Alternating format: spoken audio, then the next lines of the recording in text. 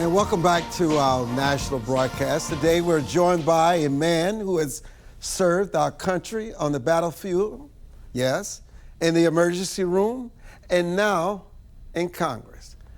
As the representative for the Georgia 7th Congressional District, Congressman Rich McCormick brings a unique perspective to some of the most pressing challenges, issues facing our nation today. From rising tensions in the Middle East and America's role on the world stage to broader security and border security, government spending, healthcare, and restoring public confidence in Washington, we'll ask the questions Americans want answers to. This is not about political talking points. It's about accountability, leadership, and finding solutions at a time when the stakes could not be more higher. Congressman McCormick, welcome back to the broadcast, and thank you so much for joining us. It's good to be with you today. Always a pleasure. Pleasure's ours today. You know, we are told the economy is improving, yet many families still struggle with the cost of housing, groceries, and insurance. Is Washington measuring the wrong things, or has the American dream simply become more difficult to attain, Congressman McCormick? If you look at the price of inflation versus wages, we were doing really well until, of course, the war. Anytime you have an inflationary cost on energy, you're going to have an inflationary cost on everything. Energy is what drives our ability to sell food, to transport goods, to produce goods. And unfortunately, this is something that came during a very hectic time of the year anyways. President Trump knew that we could not allow Iran to have nuclear weapons. I wish we would finish this. I don't believe that we should give them any wiggle room. I'm not a big fan of the MOU. I've been very vocal about that. I think the only way we solve this for future generations is regime change. I know that's a bad word to some people, but quite frankly, this regime has done nothing but threaten us and basically kill about 1,000 Americans through 40 different attacks through proxies. They sponsor terrorism throughout the entire world. So yes, I know we have some inflationary costs as a result. I wish we'd finish the job because I don't want to go through this time and time again. But anytime you're going to have increase in oil prices, it's going to affect everything else. And it doesn't make it more difficult, especially at the pump. Is there such a thing as finished, Congressman? If you get regime change, absolutely. Look at Japan. That's finished. We had unconditional surrender. We killed 100,000 civilians in one night in Tokyo. But Japan... And then we dropped 2 nuclear bombs on them. We killed about 250,000 people during those bombings, but we saved 1 million people. And we didn't spend a lot of our people, and they gave unconditional surrender. Then they became our best friends. Right now, we have a huge economic synergy with them. They became, at one point, I think, the 3rd largest economy in the world. I think they're 4th now. And they'll soon become 5th when India passes them. But having those really important relationships only became because we had regime change. If you had the monarchy of Japan still... And should we nuke them, and if so, on what grounds? Well, first of all, the only way you get it is make it painful. You can't come to peace and sue for peace when you're not bombing. You have to take out their energy grid. Are you saying nuke them though? No, not at all. No, that's not necessary. Then how do you take them out? What is it the president is not doing? I think you could take out 13 storage facilities, specifically their entire storage facility, start taking out their pumps. That's their entire economy. Without that, they have nothing. Take out their energy grid. They can't launch any sort of drones if they don't have energy. They can't communicate if they don't have energy. You basically cut the head off the snake. They can't do anything. Now, people are going to die, but we haven't even attacked any of their infrastructure. We've attacked military targets. We've been very specific with that. We just attacked 80 more. But quite frankly, we're just doing tit for tat. We shouldn't be going punch for punch with somebody who's way down below us militarily. We should be dominating them and making it incommensurate. Not commensurate response, but incommensurate. This should be absolute Clausewitzian warfare. We should be dominating them. So why is that not happening? That's a great question. Since Vietnam, for some reason, the United States has been in love with limited warfare. It hurt us in Afghanistan and Iraq until we had surge ops. You got to take the gloves off. Anybody who's been in warfighting school and command and staff or war college knows Clausewitzian warfare is the fastest way to end a war and the best way to keep public support. Even when people die, it's over quickly, and over the long term, it will save lives. You know, Congressman, public confidence in nearly every major institution, Congress, the media, higher education, even the courts, has declined. Which institution poses the greatest risk if trust continues to erode? Is it Congress? Oh, I think it's always government. It's going to start with Congress because we are the direct representation of the people. But realize that most people like their congressman. That's how you get elected. They just hate all other congressmen. So we demonize each other, thinking we're going to become more popular. We become less popular. The Democrats have the same problem we have. But it's not really about that. It's about, in general, not turning back to the organization that created the problem to begin with. Government's not the solution. We're the problem. It's just like Reagan said, the scariest words you can hear is, we're here from the government, we're here to help. Everything the government does costs twice as much as it does in the civilian world. The only reason we have this done through the military is because you have to. But for everything else, you should privatize it, and it'd be much more efficient, much more accountable, and much more affordable. Congressman, immigration remains one of the nation's defining issues. Beyond securing the border, what should a long-term immigration policy look like that is both compassionate and credible? This is one of my favorite topics, actually. I think we need to modernize dramatically. First of all, it's good that we secure the border. I think even people who are illegally want the southern border secured because that's competition for them. But quite frankly, other than following our laws and making it accountable, we need a robust immigration policy that's right-sized per year, whether it be agriculture, hotels, construction, IT, healthcare. They all need help. And we need to right-size it per year. Now, times you have a downsize, you got to send people back home. Put them first in line. Don't put them back in the lottery.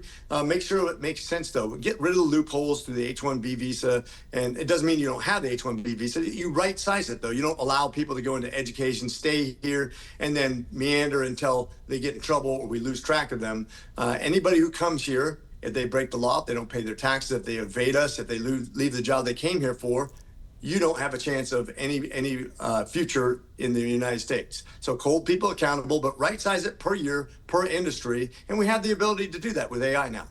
7th District Congressman from Georgia, Roy McCormick, is our guest, and we'll be back.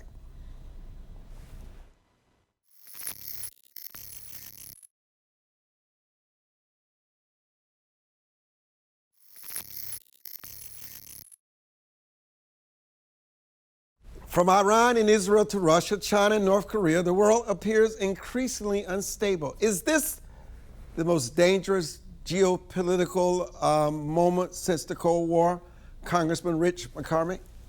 Yes, absolutely. If you look at the Indo-PACOM region, we're lucky to have Admiral Paparo out there. He's amazing. He's a super visionary, really good at explaining things. But if you look at China, they're not a near peer. They are a pure adversary. We have never had that. Even with Russia, if you look at their economy, they're a $2.1 trillion economy. Europe should be dominating them by themselves. They have a 20 trillion cumulative economy. Germany alone has a 5 trillion. That's over 2.5 times the size of Russia's economy. Compare that to China. They're closing in on a $20 trillion economy. Now we're at 30, but they're closing fast. They've tripled their economy. They're the fastest growing economy in the world in the last 15 years. They're cheating in the World Trade Organization to get ahead. They're monopolizing all kinds of commodities, and they're really getting ahead in some really crucial military technologies. So this is one of the biggest fights of our lives to maintain dominance in that region, as well as world geopolitical influence. They are pressing hard. And people who say we should be isolationists, they should only worry about the United States, don't realize that just like communism, just like socialism, isolationism has never worked. Congressman McCormick, we continue to project this military strength around the world.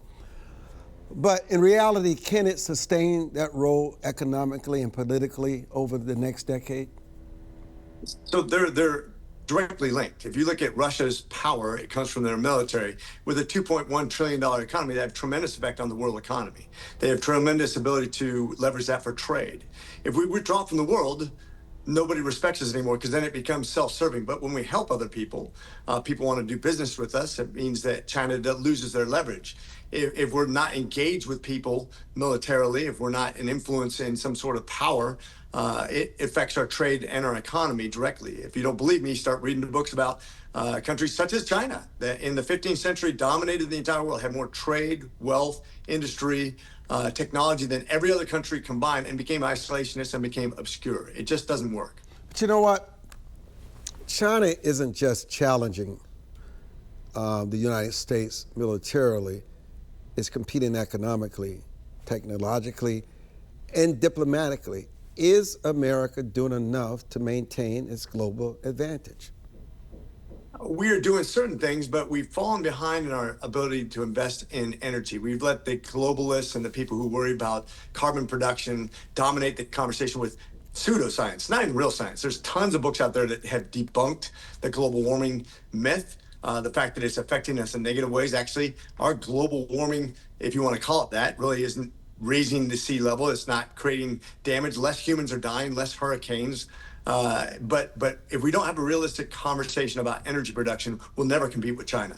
And taking the gloves off, getting invested in nuclear energy, which ironically is the cleanest energy of all, making sure we have access to all kinds of energy so we can compete on that scale. If we don't do that, first of all, we'll have massive inflation, and we'll also fall way behind in the data war, which is going to solve a lot of world problems, including cancer and a lot of other problems that we can actually solve through data. Do you think our military is adequately prepared for future threats? No, we're not. This is the biggest evolution of warfare that we've had since World War II, when we went to blitzkrieg-style attacks, where we are all combined arms and very quick-paced. It revolutionized war. This is the next big evolution, where we're going to drone technologies, satellites, cybersecurity. All these technological advancements are going to change warfare forever. And if we're not careful with our fifth generation fighters and radar systems, our supersonic missiles, our satellite technologies, we will fall behind rapidly, because right now we're on par. We're ahead in submarine technologies, but that's our only real distinct advantage we have. So we have to be ready. I'm a big fan of the Golden Dome if it's done right, but I don't just want an expensive idea. If we have nuclear war, by the way, we're all done. We got to always look to diplomacy first. We've never had two nuclear powers ever go at it with each other, and we never want to have that. But we have to stay on par to have nuclear deterrence. You know, President Trump seems to have a new approach with Ukraine now. He's authorized the Patriot missile system. How should we approach these wars with Ukraine and Russia now?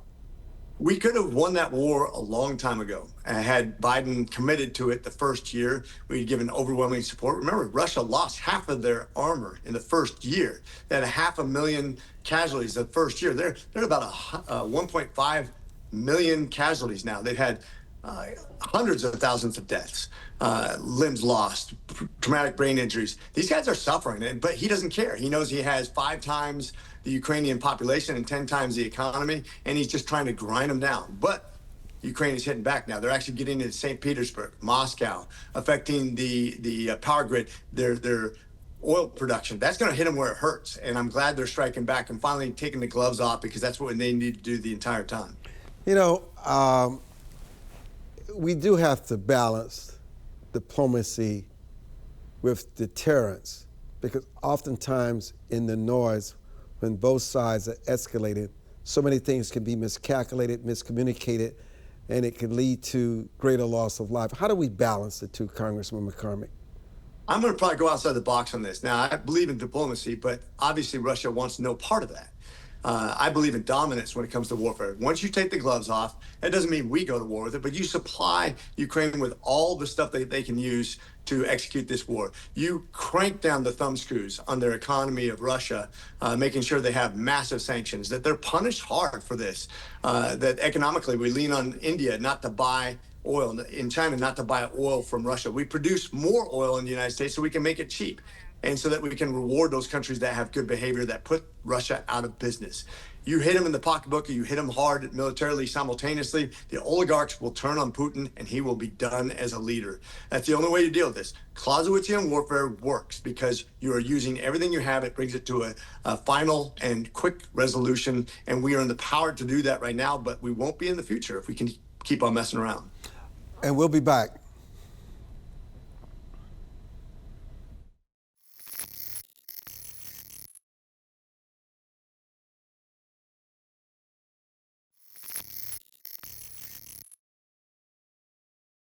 We're so pleased to have Congressman Rich McCormick, who represents the 7th District of Georgia, joining us today. It's always a high honor when we have a member of Congress. You know, Congressman McCormick, politics has become increasingly personal and tribal. Are elected officials responding to public anger, or are they just happy to create it? I think a little bit of both. I think you're rewarded in this profession for being nasty. You could see people like Marjorie Taylor Greene, who had all the media. When she steps off the Capitol, the media flock to her because, of course, they know she's going to be inflammatory. It's going to get more clicks. You raise more funds, small dollar funds that way. So you can be really famous and raise a lot of money, but it doesn't result in the polls. She had the worst polls. She had the worst political results of anybody in Georgia, underperformed President Trump by 8 points. On contrast to that, we actually had, in my district, the best political results by far. We outperformed her by 16 points by comparison. We had 5% more voter participation than the next nearest district. And that's because we don't try to go out there and win arguments. We win friends. We actually try to appeal to people. We talk common sense. We don't vilify. I think the American public is getting kind of burnt out on this punching people in the face and expecting people to convert to your party. It doesn't work. You don't invite people to your church that way. Why would you invite somebody to your party that way? Those are some strong words, Congressman, unapologetic. You know, if you could identify a policy that both bodies in Congress could genuinely agree on that would improve the lives of ordinary Americans within 5 years that may be being debated now is off the table, what would that be and why? Well, education and healthcare are the two biggest inflationary costs to Americans. Education's faster increasing, but by volume and cost, healthcare is basically 1/5 of our economy. It's the most expensive thing for every American family.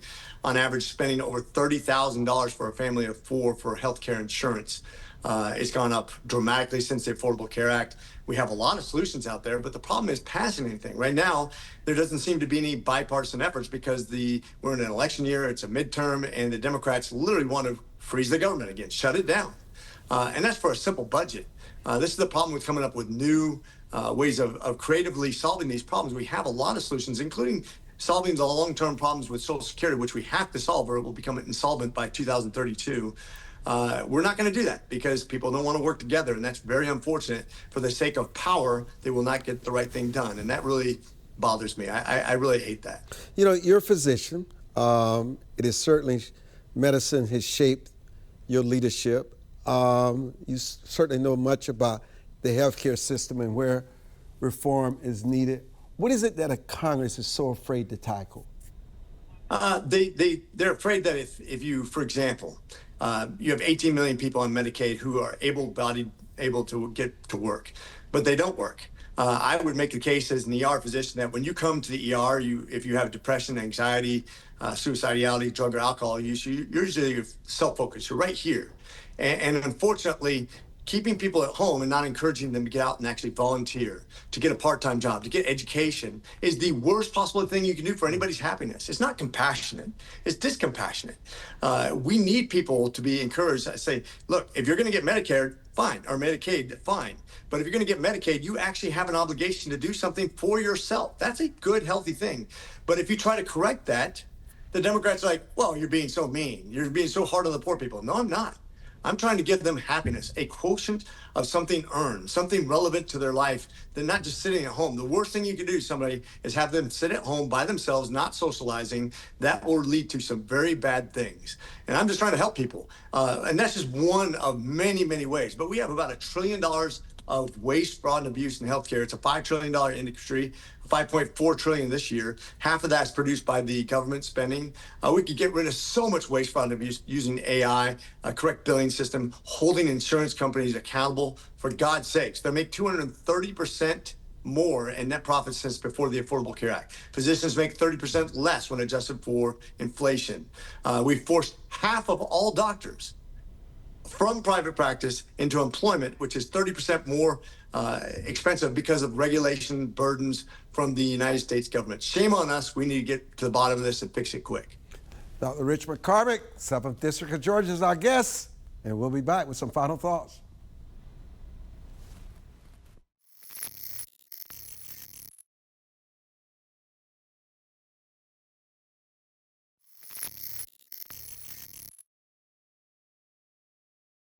You know, Congressman McCormick,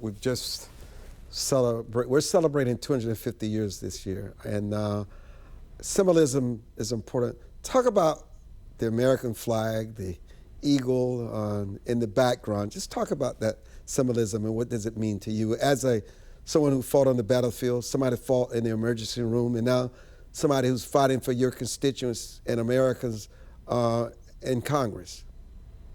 Well, I can tell you the flag in the background has the eagle golden anchor on it. That's the symbol of the Marine Corps. The eagle, meaning the nation, the flag, the anchor, which is our nautical service, the global presence we have. The reason I joined the Marine Corps is because it's hard, it's challenging.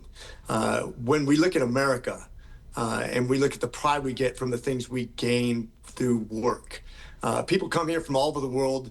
What's made it great is they're coming here to work. They're coming here to succeed. They're coming here for the American dream. That's not a handout. That's self-value, something earned. Nothing worthwhile comes easy. You never value things that are given to you. You value things that you work for. That's the American way. That's what's given us all the motivation we need to succeed in life. And I tell you, I would give my life again for this country. My sons could volunteer for the Marine Corps tomorrow, and I'd be proud because I know that this is a country worth fighting for. We're not perfect by any means, but the ideals of our Constitution to protect people's life, liberty, and the pursuit of happiness is unique to America, a government designed from its inception to do that. And it's gotten better at it in many ways. We need to keep that forefront, make sure that we protect that it's not the government's the answer, it's you, the people, we, the people, that is the answer. And thank you for that reminder, especially to young people about civics. And thank you so much for joining us, my Congress from the 7th District of Georgia. My pleasure. God bless you. Yes.